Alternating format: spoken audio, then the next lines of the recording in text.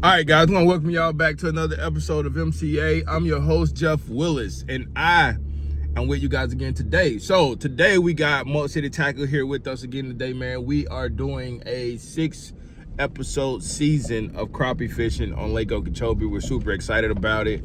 Lake Okeechobee is obviously super big on crappie fishing.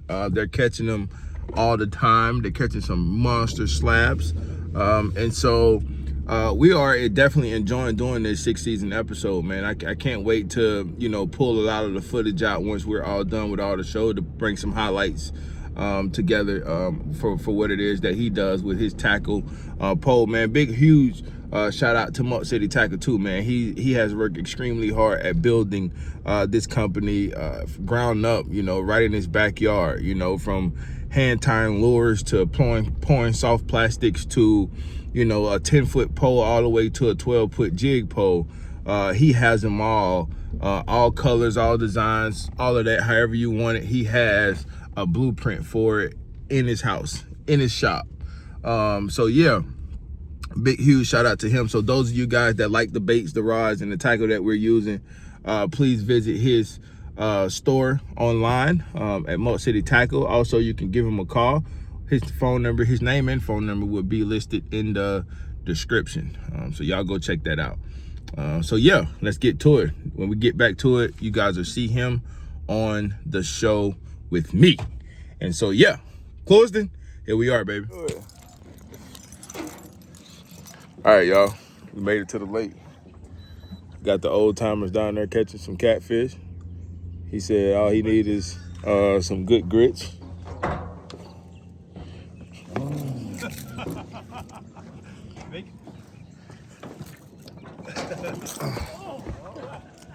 Oh yeah, we've been doing that a long time now.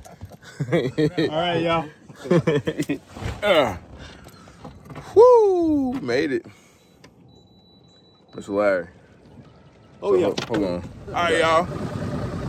I just told y'all we'll be back with MCA and MCAT. Hey, yo, we got Mr. Larry over here. You ready to get at it? I'm ready to get at it. I've been fighting it all morning, but I'm here now. We're on episode 3. We're super excited about it. We're coming out of the Cloiston locks for those that might want to know.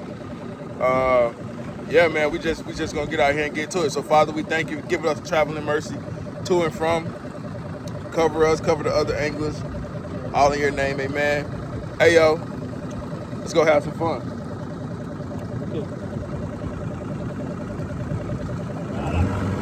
Right out, baby.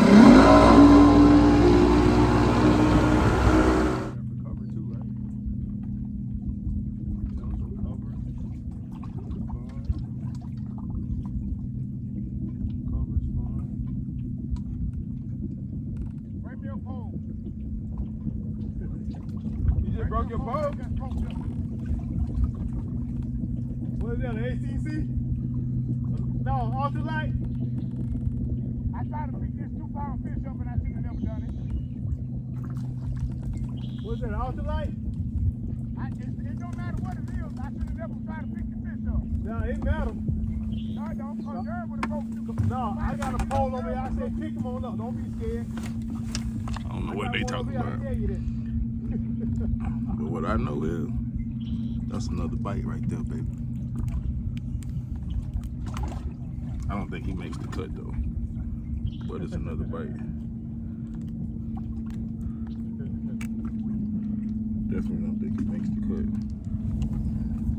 No, but I mean, I ain't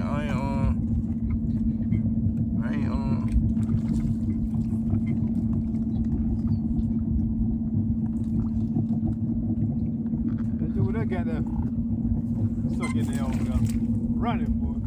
I want to talk about the cover that the fish will often be found in. Right about now, we're catching them, and my thing is that the primary reason why they're over here is for spawning purposes, and also it provides a safe haven for them to spawn, And another thing, what happens in a covered area is that a secluded area, we would call it, is that the small fish would travel through it, and if they go in that bed or go into that area where that larger fish is waiting, then they're gonna feed on them. And they're gonna keep them off the bed, and at the same time they're gonna feed on that smaller prey. Another reason I say is for comfort too, because you got a lot of waves that move in and out of the water at times, and in the thick, dense brush grass area, the fish seem to be more stable, and they can remain in that particular area longer than out in the open, where they're constantly moving. So the thick area also provide a relaxation area for them, where they don't have to work as hard.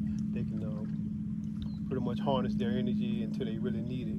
Like in an ambush or something, if something come in that area, and they can feed off of it, you know. That's exactly where I might be. Yeah. Okay. Yeah, where you going, Jeff? Just pull the fish out of there, Jeff. Where you going, Jeff?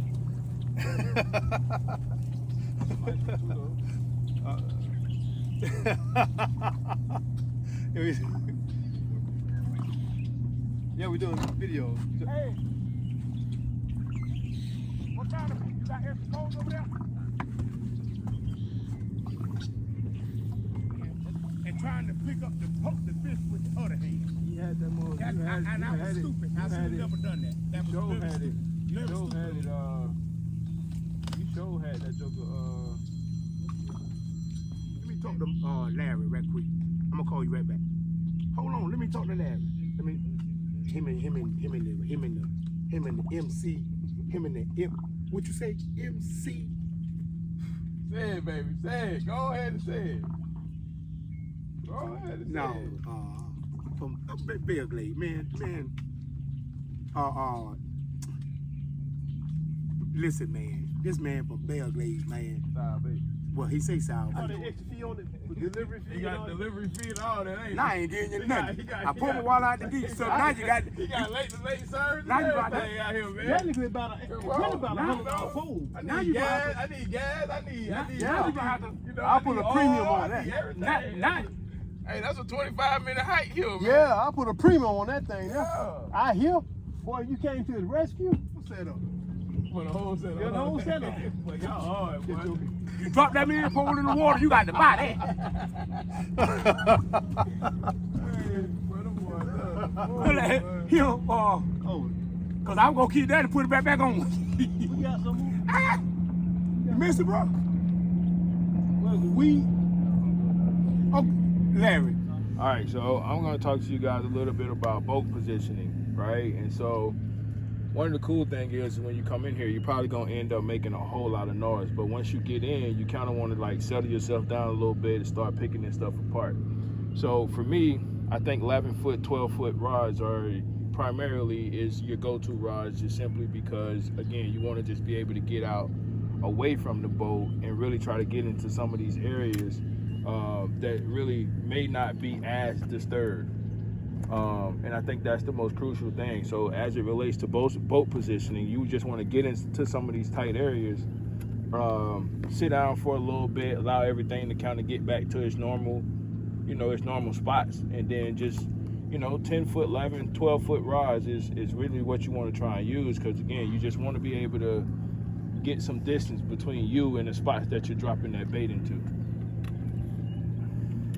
And then from there, like me, I always say, man, just pull your line up a little bit. That way you have a little bit better time dropping that bait into those small holes over there. So I always pull my line up. I put my tip of the rod almost in the water, and then I just let that line go. And so when I let it go like that, it automatically just floats down, and you can get it into some of those tight, small windows that you wouldn't be able to get it into if you just held it up high.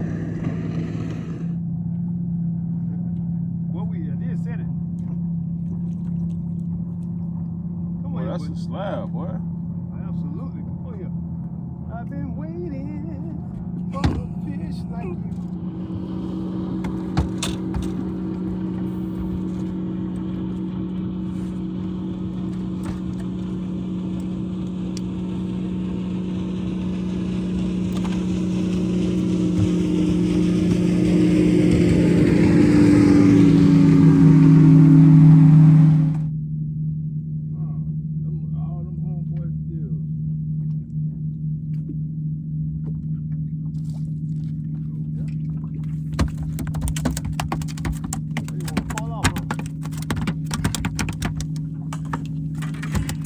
That's a keeper, y'all. Let me find out they's really into that 10-foot rod. I think it's the 10-foot pole, baby.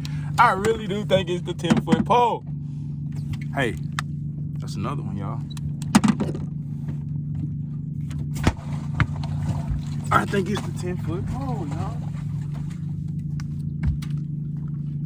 A little bit of change in scenery, directions. I like this stuff because it's scattered out a little bit better, which means that they are. I ain't on camera. Yeah, I had to step off camera to get this here, guys. We noticed they coming on the small side today, but I think this is a small 10, I believe. Small 10. I'll take a measurement so I can keep up with the sizes that are coming out of there. Actually, he's right.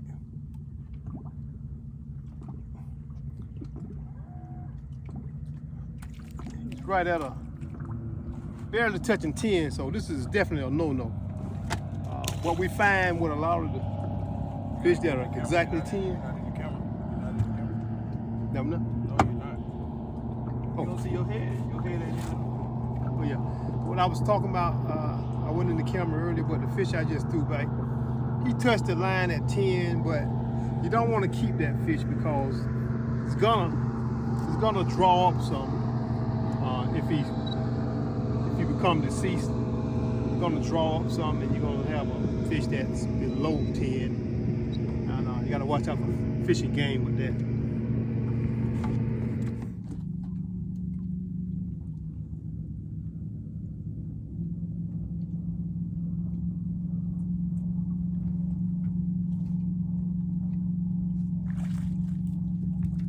Yeah. Love that fan right there, baby. Yeah. He was at the bottom. He was deep.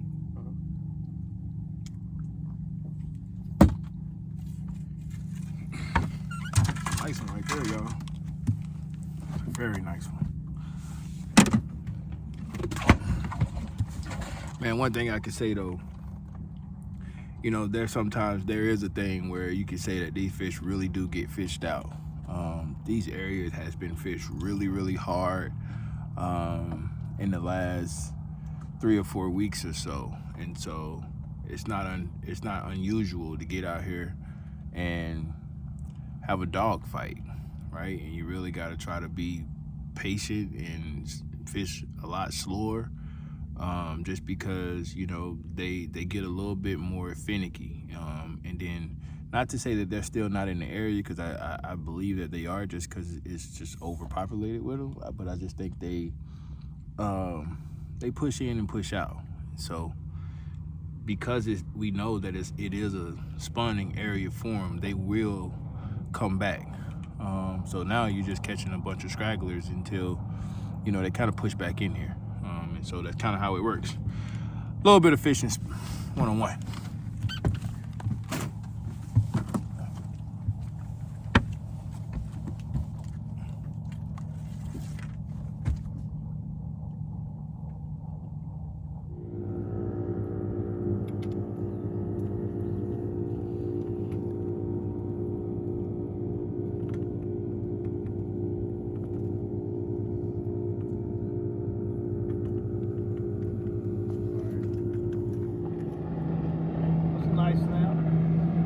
What we found that me and Jeff noticed today, they're not necessarily that pilsner weed.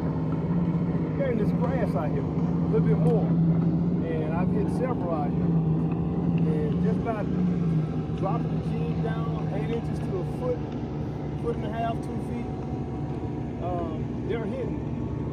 And when they're hitting, they're hitting almost immediately once they get in that particular area.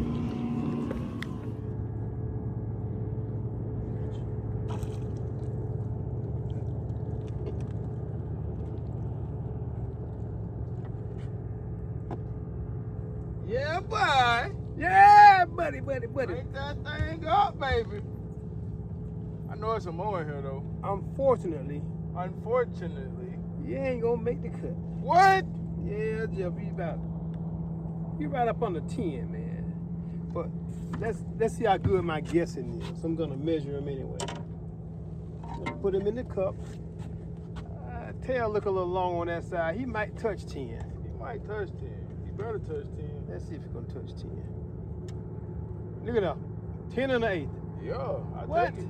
He made the cut, baby. Yeah, we're gonna throw him back. What? Okay, we put him in. Yeah. He's a legal sandwich. He is a good sandwich. Yeah. That's what you want. Days like that, you want a legal sandwich.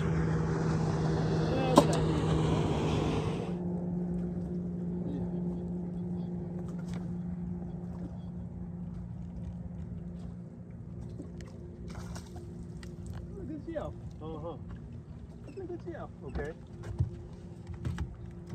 I do. If I'm in the van, I usually have them with me. That's what you like right here, baby. This is what you like. Uh-huh. But we see him, Mr. Larry come out here, he be on the phone. That's why I be getting Okay. him sometimes, y'all. But you know, they calling for them orders though. So anytime they calling Awesome, for them man. orders, you can't.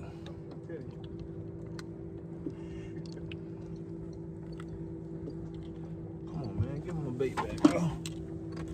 Awesome, man. I tell people, it went good. You know, I sold mini poles and met some people again and talked.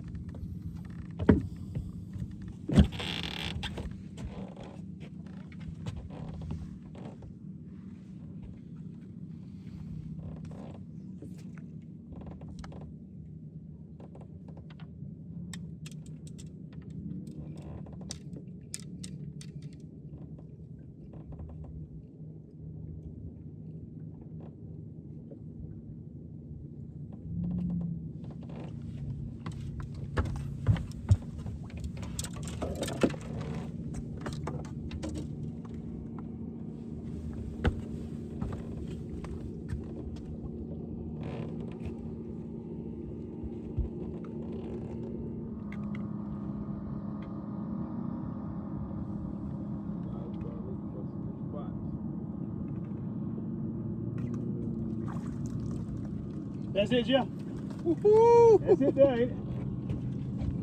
That's it, Jeff. Sometimes you just gotta pick up another color, man. Sometimes that is the other side. In fact, I told you these fish are here.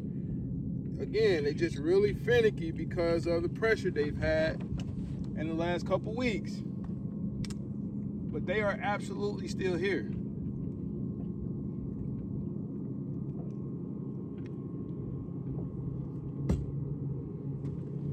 I don't know, but that tennis cane pole that did it again.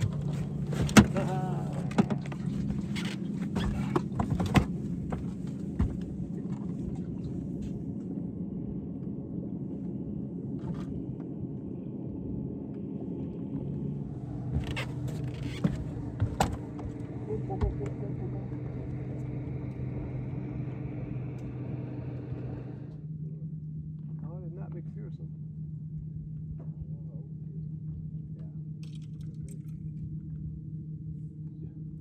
What night is it? Thursday? Any games come on tonight? No. I was gonna say, Jeff, you be watching the game, man. And guess where I be at? Well, in the shop. In the shop, man. Falling asleep, waking up, tying some more jigs. I need to learn how to When do I- it. But when I get in, I'm gonna do the rest of those plastics first.